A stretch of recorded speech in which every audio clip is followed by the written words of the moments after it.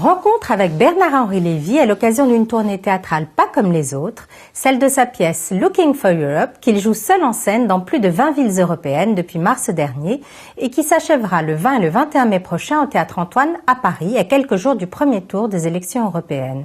Un monologue de 2 heures où vous allez voir BHL n'hésite pas à mouiller sa chemise, véritable plaidoyer en faveur d'une Europe forte et démocratique à l'heure où les démons du populisme et du nationalisme ressurgissent. Bernard-Henri Lévy, bonjour. Bonjour. Tout d'abord, comment vous portez-vous?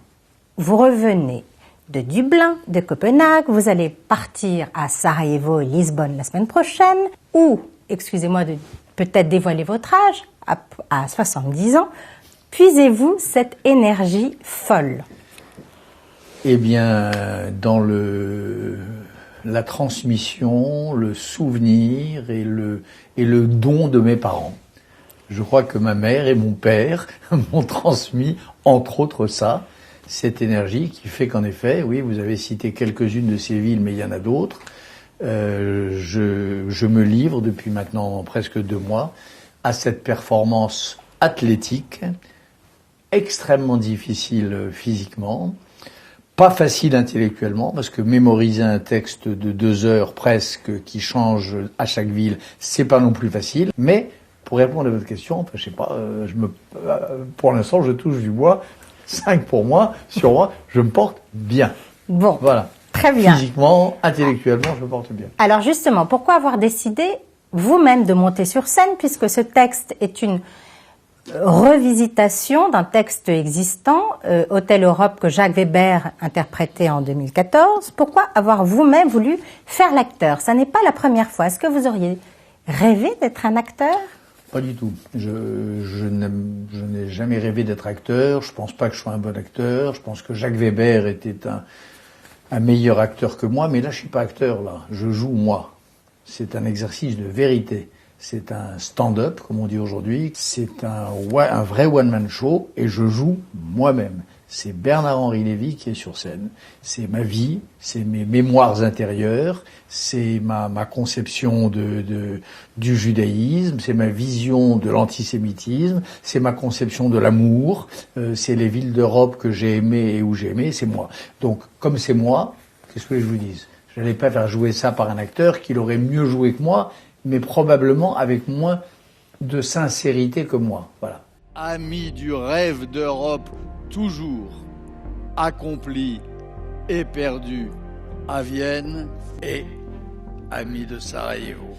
L'Autriche donc, c'est quand même là, en Autriche, que tout a commencé. C'est chez eux, les amis autrichiens, que 30 ans avant Baby Trump, un certain Jörg Haider a inventé cette figure à la fois improbable et redoutable du playboy néo-fasciste. Donc, en fait, c'est un moyen de faire passer vos idées férocement pro-européennes. Alors, vous convoquez pour cela les personnes vivantes ou mortes qui vous sont chères, qu'il s'agisse de Salman Rushdie, qui apparaît dans une vidéo, que vous imaginez d'ailleurs ministre des cultes, le philosophe anglais John Locke, Václav Havel, et même l'antique Héraclite. Alors, et justement pour notre public, et les maîtres de la tradition juive dans tout cela? Ah ben ils sont là. Le Maharal de Prague est là, avec un commentaire assez long d'ailleurs, assez long, pas pour moi, mais enfin peut-être pour certains, d'un fragment du Maharal de Prague sur la venue du Messie, précédé d'un homme à dos d'âne qui arrivera précédé d'un homme à dos de chameau. Donc il y a une petite méditation talmudique en scène là-dessus. Il y a une petite méditation aussi sur le conseil donné par Maïmonide aux sages de se retirer au désert, d'entrer dans les grottes et les cavernes, de s'asseoir et de se taire. Donc il y a Maïmonide, il y a est présent Rachi, est présent le Gaon de Vilna, est présent Rabbi Nachman de Braslav. Non, les maîtres de la tradition biblique, talmudique, les sages et les décisionnaires, ils sont dans la pièce. Et ils sont dans la pièce parce que, moi, ma thèse, c'est que si on veut que l'Europe marche, voilà, en gros, faut arrêter avec Athènes Évidemment que Athènes, c'est très important. Mais comme dit le personnage, il faut sauver les Athéniens, mais il faut des renforts. Et les renforts, il y en a deux, c'est Rome et c'est Jérusalem. Et j'explique pourquoi Jérusalem est une des racines, une des sources, un des rocs sur lesquels l'Europe, Europe comme idée. La princesse Europe. Princesse Europe, mais la culture européenne, l'humanisme européen, mais aussi la construction européenne doit se construire. J'ai toujours défendu ça. J'ai toujours défendu cette idée que au cœur vraiment de l'ADN de l'Europe, il y a l'élément juif. C'est ça qui fait que je suis tellement en colère quand j'entends certains très proches souvent que j'aime, qui me disent on va quitter l'Europe à cause de l'antisémitisme. Quand ils disent on va quitter l'Europe parce qu'on veut construire Israël, ça rien à dire, bien sûr. Mais quand ils me disent on va quitter la France à cause de l'antisémitisme, je leur dis mais attendez, vous êtes fous. La France est à vous. La France, vous l'avez construite, vous l'avez bâtie, vous avez bâti sa culture, ses institutions, une partie de sa tradition politique. C'est vous, l'Europe. C'est vous, la France. Vous, pas seulement vous, mais c'est beaucoup vous. Et ça, c'est ma conviction depuis toujours, et je la répète, je la martèle dans ce texte, au moment où, en effet, alors reviennent, alors plusieurs choses. Il y a les gens qui nous disent l'Europe est chrétienne. Non, elle est chrétienne et juive. Il y a les gens qui nous disent l'Europe, elle n'est que l'héritage des Lumières, patriotisme constitutionnel. C'est vrai. Moi, je suis un partisan du patriotisme constitutionnel à la Joschka Fischer ou à la Habermas. Mais je crois aussi qu'il y a cet héritage, cet ancrage judéo-chrétien. Vous fustigez les populismes de tout poil, qu'il s'agisse de Orban en Hongrie, que vous connaissez d'ailleurs, Salvini en Italie. Est-ce que vous pensiez que cet antisémitisme ressurgirait aussi vite quand vous avez commencé votre carrière? Orban ou Babiš ne sont pas antisémites. Ils sont pas antisémites. Et ils se présentent même d'ailleurs comme des défenseurs et comme des amis d'Israël. Ce qui introduit une donne supplémentaire. Israël et le peuple juif ont aujourd'hui des amis qui, à mon avis, sont des amis dangereux et qui donnent aux juifs un baiser qui pourrait être un baiser, pas de la mort, mais un baiser de la blessure. Ça, je crois cela. Oui, parce que le gouvernement Netanyahou est ami avec Orban. Oui. Israël. Ses meilleurs amis, c'est Trump, c'est Orban, voilà. C'est Bolsonaro le Brésilien, ce sont vos bêtes noires. Eh bien, c'est pas mes bêtes noires. Ce sont des gens dont je récuse la politique. Et je crois qu'en effet, le peuple juif prendrait un grand risque et se mettrait en grand péril s'il transigeait sur ses valeurs, s'il transigeait sur son éthique pour complaire à ses nouveaux alliés. L'alliance est une chose, et Israël a toujours pris les alliances... de realpolitik. Les alliances qu'il trouve, voilà. Il y a eu une époque où Israël était allié, et j'ose à peine le dire, à l'Afrique du Sud, parce que Israël était tellement seul au sein des Nations Unies que je suppose que cela, on ne pouvait pas faire autrement. Mais il y a une marge entre l'alliance et l'amour. Et on ne peut pas avoir des rapports d'amitié avec des gens qui n'ont pas d'amitié sincère pour vous. Et vous pouvez me raconter ce que vous voulez, Bolsonaro ou Trump, il y a des gestes d'amour, il n'y a pas d'amour. Il y a des gestes politiques, il n'y a pas d'Ahavat Israël. Voilà. Et entre les nations, c'est le contraire de dans les couples. Dans les couples, votre mari ou votre femme vous disent toujours, écoute, l'amour, il n'y a que des preuves d'amour. Dans les rapports entre les nations, il n'y a pas que les preuves d'amour, il y a aussi l'amour profond. Et des gestes d'amour, ambassade à Jérusalem, qui ne sont pas étayés par un amour profond, c'est-à-dire par une vraie connaissance de celui que l'on prétend aimer, ces gestes d'amour, ils peuvent être à double tranchant. Il y a une méditation dans la pièce, il y a un exemple. C'est l'exemple de ce rabbi de Yeshiva et de Dioclétien, l'ancien gardien de cochons devenu empereur de Rome, qui un jour convoque Rabbi Yehuda à Rome pour lui rendre visite. Et il lui fait des cadeaux. Et tous ces cadeaux sont empoisonnés. Il lui envoie sa plus belle diligence, mais il veut le faire voyager un jour de Shabbat. Il lui donne un bain parfumé à son arrivée, sauf que c'est un bain qui manque les bouillantés. Il lui donne les mets les plus raffinés, sauf qu'ils sont empoisonnés. Et il finit par lui dire, alors c'est toi, Yehuda, c'est toi qui te moquais du gardien de cochon quand je passais devant ta yeshiva pendant si longtemps. Eh bien, tu vois, tu as face à toi l'empereur de Rome. Trump, il se conduit un peu comme ça. Il se conduit un peu comme l'ancien gardien de cochon Dioclétien face aux élèves de Rabbi Yehuda, avec une espèce de morgue. Il n'y a qu'à voir comment il répond aux journalistes juifs qui l'interpellent dans les conférences de presse auxquelles donnent lieu les visites de Netanyahou. À Washington, il se conduit avec une absence d'amour, voilà, tout simplement. D'ailleurs, quand on n'est pas sincère, ça je le dis aussi dans la pièce, parce que la pièce parle de tout ça, quand on n'est pas sincère, le réel se venge. Regardez, quand il inaugure sa nouvelle ambassade à Jérusalem, et quand il envoie Jared Kushner et sa fille, il y a 2 pasteurs évangélistes qui sont censés, qui viennent, qui font le voyage pour bénir la nouvelle ambassade. Manque de bol, il est tombé sur 2 antisémites.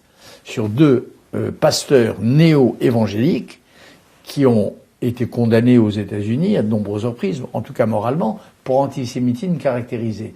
Il n'a pas fait exprès, Trump, naturellement. Mais il y a le doigt de Dieu, là. Quand tu prétends m'aimer et que tu fais des gestes d'amour et qu'en réalité tu ne m'aimes pas, ça finit par se voir. Voilà. Comme le nez de Pinocchio. Et c'est ça qui se passe avec ces gens. Donc tout ça pour vous dire, Orban, je le connais. Babiche, je les ai tous vus au fil de cette tournée. Salvini, vous l'avez vu? Salvini, j'ai pas vu. Salvini m'a insulté. Le matin, il était question que je le voie, mais le matin de ma représentation à Milan, il m'a insulté de manière tellement basse sur Twitter, parce qu'ils ont tous ce côté compulsif de Twitter, que j'ai préféré ne pas le voir. Donc je les connais. Et je sais que ce sont... Alors je suis pas pour, encore une fois, la réelle politique, j'en comprends tous les principes. Donc vous n'en voulez pas à Netanyahou de faire ces alliances un petit peu... Je n'en voudrais jamais à un chef d'État de faire des alliances de réelle politique quand elles s'avèrent nécessaires à la survie de son peuple. Mais je leur en veux, en revanche, quand ils transigent sur l'essentiel. C'est-à-dire, en l'occurrence, quand le chef d'un peuple qui doit sa survie, sa gloire et son exceptionnalité à un certain rapport à l'étude et au savoir, faire des compromis avec l'univers de la vulgarité, du nihilisme, du kitsch, des dorures et des Trump Towers, faire des compromis avec ça, je crois que c'est perdre son âme. Et je crois que c'est ce qu'il y a de plus grave pour un juif. Vous êtes partisan d'une Europe politique forte, malgré ses nombreux accords de coopération économique et scientifique avec Israël, justement.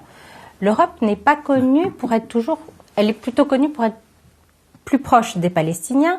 Federica Mogherini, le mois dernier, la vice-présidente de la Commission, a encore accusé d'Israël de saborder l'équilibre dans la région après l'annonce de Netanyahou. Est-ce que vous pensez qu'une Europe plus forte serait un positif pour Israël? Federica Mogherini, dans ma pièce, elle est virée. Comme vous savez, au 5e acte, elle est virée au profit de Jan Karski, épaulé par Didon et Aîné. Elle perd le portefeuille des affaires étrangères. Beaucoup plus prestigieux. Beaucoup plus prestigieux, beaucoup plus doux. Courageux, Jan Karski. Beaucoup plus courageux, beaucoup plus Jan Karski, là...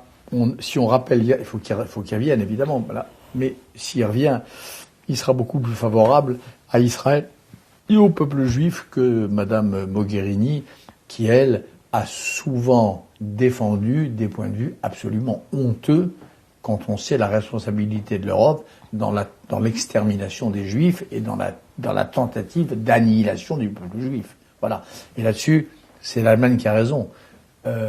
Madame Merkel, son attitude qui consiste à dire, attendez, je discute après, mais je soutiens d'abord. Hein, je ferai, puis j'écouterai.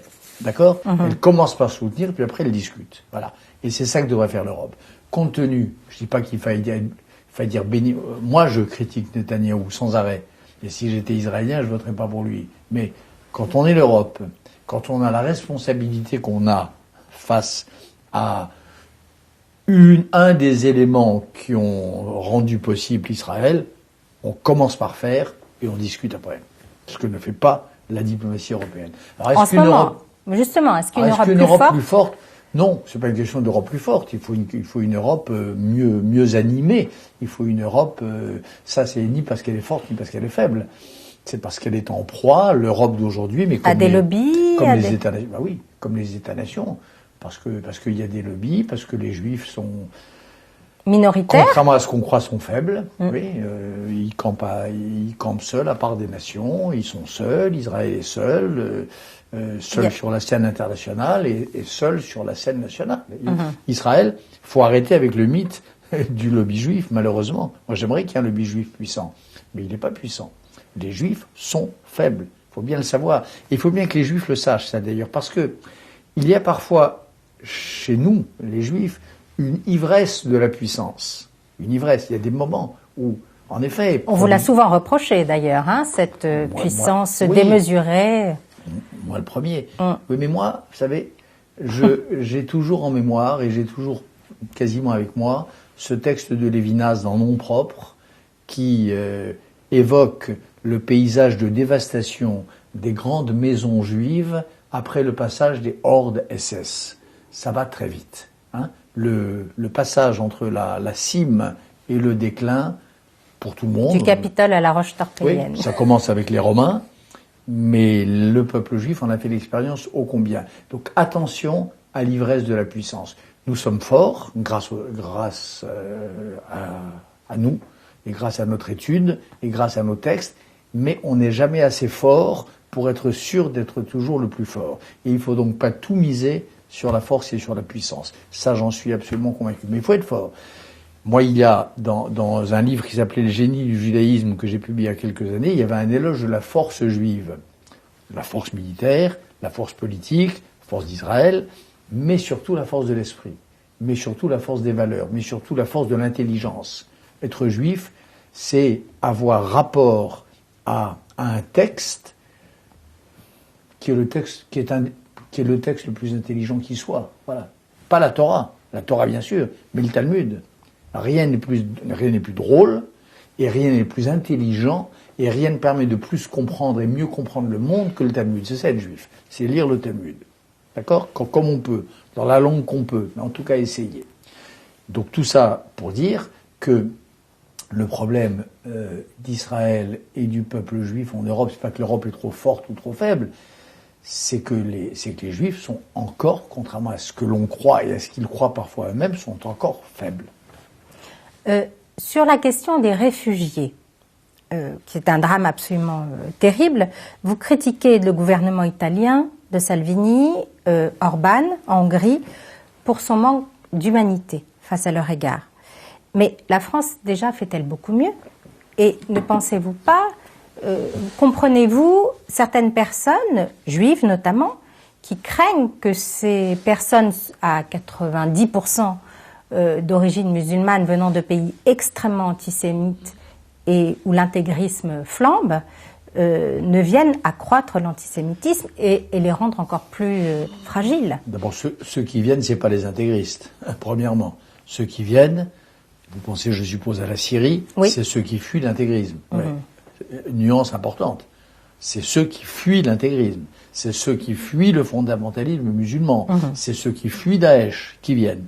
Article 1. Article 2.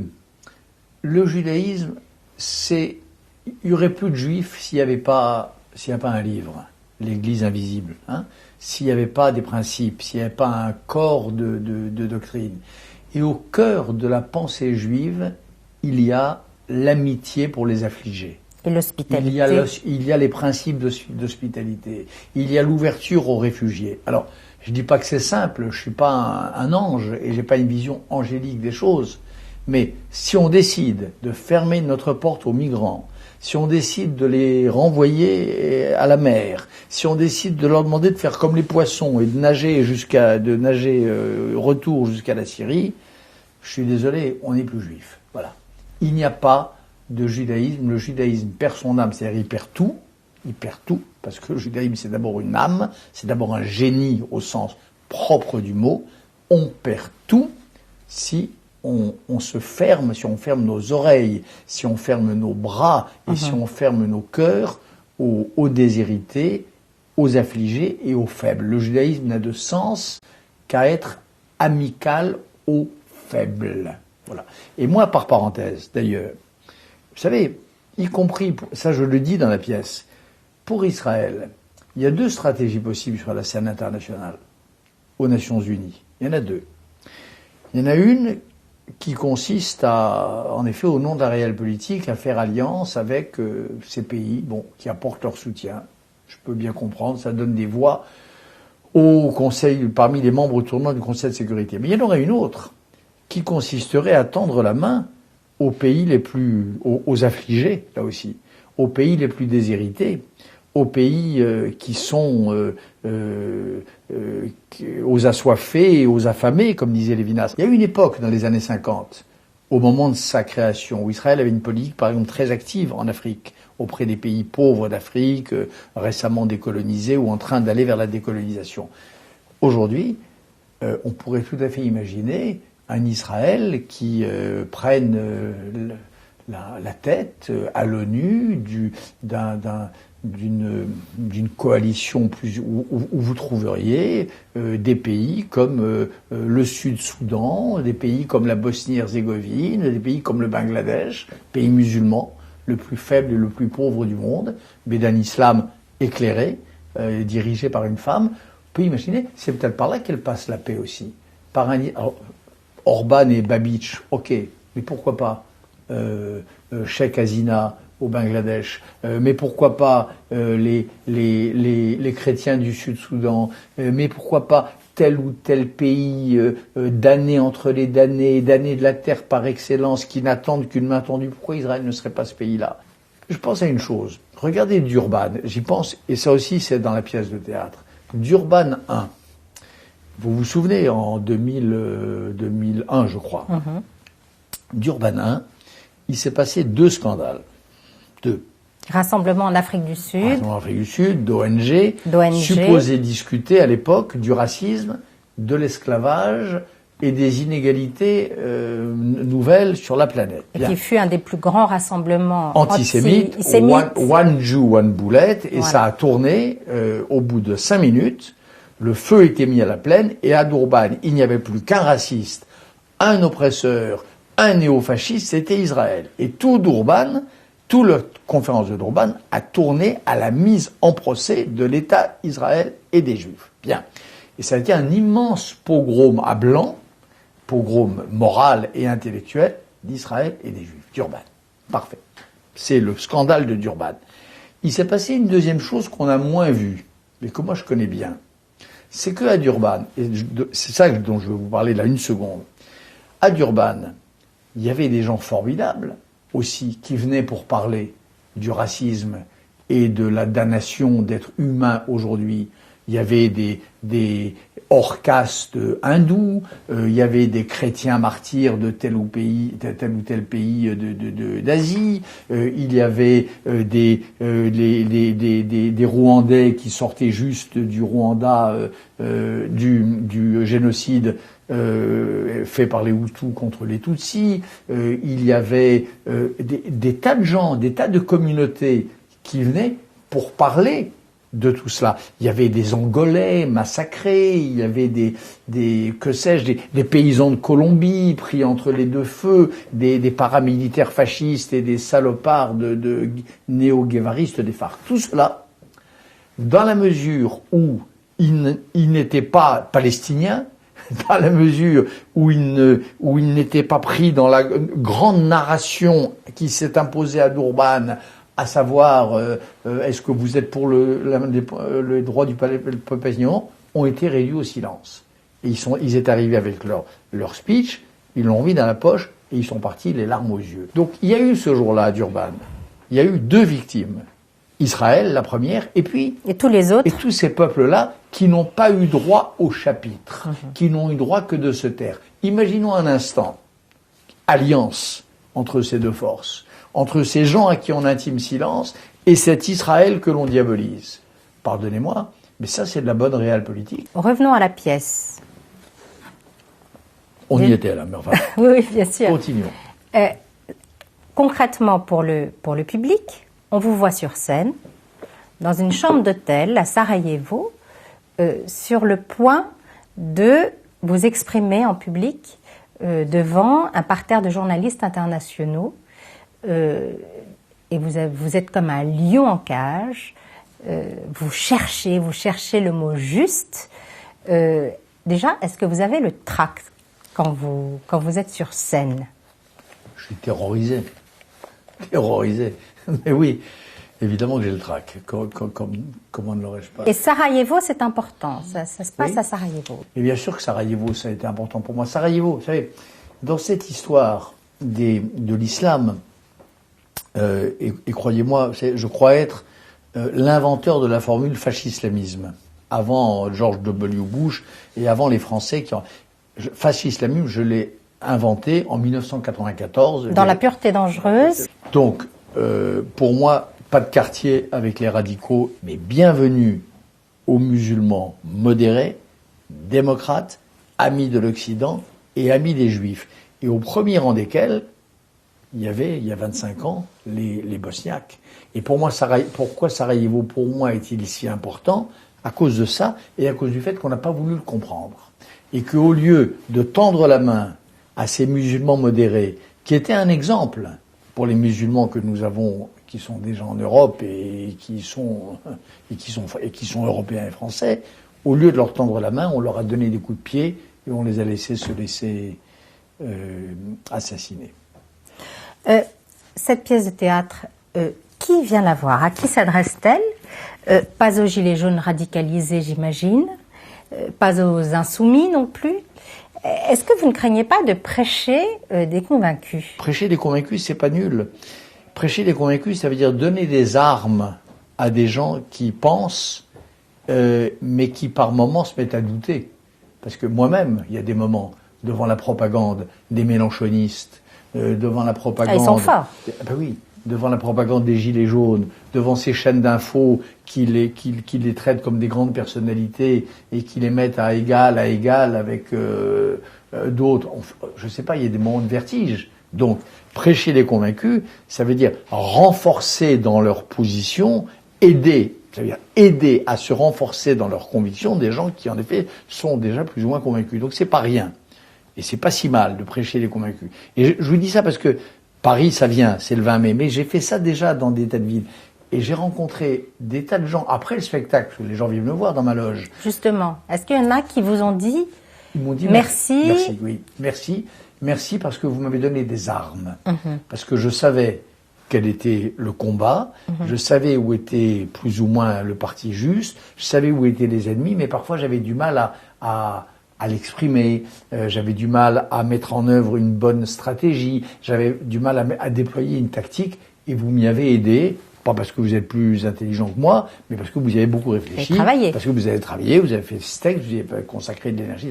Donc prêcher les convaincus, why not?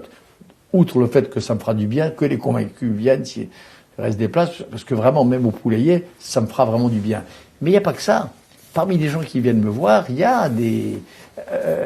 là, j'étais à Dublin avant-hier, au Trinity College, qui est un endroit magnifique et un des plus grands lieux d'excellence. Il y avait des pro-palestiniens, par exemple, et qui me l'ont fait savoir. Bon, ben voilà, ben ils ont entendu parler du Maral de Prague. Ils ont entendu parler de Rabbi Haïm de Volozine. Ils ont entendu parler du Gaon de Vilna. Ils ont entendu parler de tout ça. Ils ont entendu parler d'Albert Cohen.